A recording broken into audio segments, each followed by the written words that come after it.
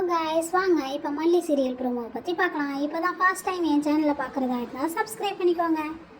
மல்லி madam, Vijay sir, Manohar sir 3 பேரும் நின்று பேசிக்கிட்டு இருக்காங்க.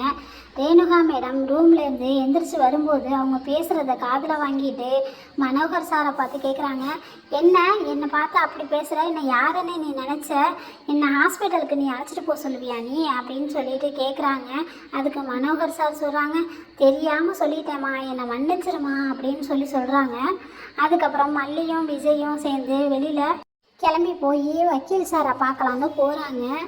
அந்த நேரம் பார்த்து மனோகர் சாரு 2 கத்தியை எடுத்துக்கிட்டு வந்து ரேணுகா மேடத்து கையில் ஒன்று கொடுத்துட்டு அவங்க ஒன்று வச்சுக்கிறாங்க.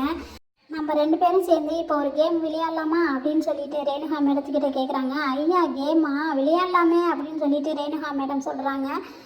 அதுக்கு மனோகர் சார் சொல்கிறாங்க, நான் உனக்கு கொடுத்துருக்கேன் இல்லையா கத்தி, அந்த கத்தியை எடுத்து இப்படி கழுத்தில் வச்சுக்கோ, கழுத்தில் வச்சு கரெக்டுன்னு ஒரு இழுத்துரு அப்படின்னு சொல்கிறாங்க. அதுக்கு ரேணுகா மேடம் சொல்கிறாங்க, அப்படி இழுத்தா என்ன ஆகும் அப்படின்னு சொல்லிட்டு கேட்குறாங்க. அதுக்கு மனோகர் சார் சொல்கிறாங்க, ஒரேதியாக போயிடலாம் அப்படின்னு சொல்கிறாங்க. அதுக்கப்புறம் ரேணுகா மேடமும் அந்த கத்தியை எடுத்து கழுத்தில் வச்சுக்கிறாங்க.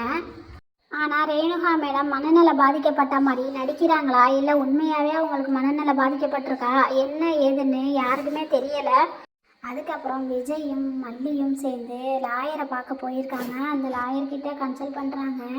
வெண்பாவோட அம்மா ரேணுகா மேடம் வந்துட்டாங்க, அதனால வெண்பா எங்ககிட்ட இருக்கிறதுனால எதுவும் பிரச்சனையாகுமா அப்படின்னு சொல்லிட்டு வக்கீல் சார்கிட்ட கேட்டுக்கிட்டு இருக்காங்க. அதுக்கு வக்கீல் சார் சொல்கிறாங்க, கண்டிப்பாக பிரச்சனையாகும், வெண்பா இனிமேல் உங்கள் கூட இருக்கிறதுனால கதிரேசன் சாரு வெண்பாவை அவங்களோட கஸ்டடிக்கு கொண்டுட்டு போகிறதுக்கு நிறைய வாய்ப்பு இருக்குது அப்படின்னு சொல்லிட்டு வக்கீல் சாரு மல்லி மேடத்துக்கிட்டையும் விஜய் சார்கிட்டையும் சொல்லிக்கிட்டு இருக்காங்க. உடனே அவங்க 2 பேரும் அதிர்ச்சியாகி என்ன பண்ணுறதுன்னு அவங்களுக்கு ஒன்றுமே புரியலை. அதுக்கப்புறம் என்ன நடந்திருக்குங்கிறது அடுத்து வரப்போகிற கதையில் பார்க்கலாம். தேங்க்யூ.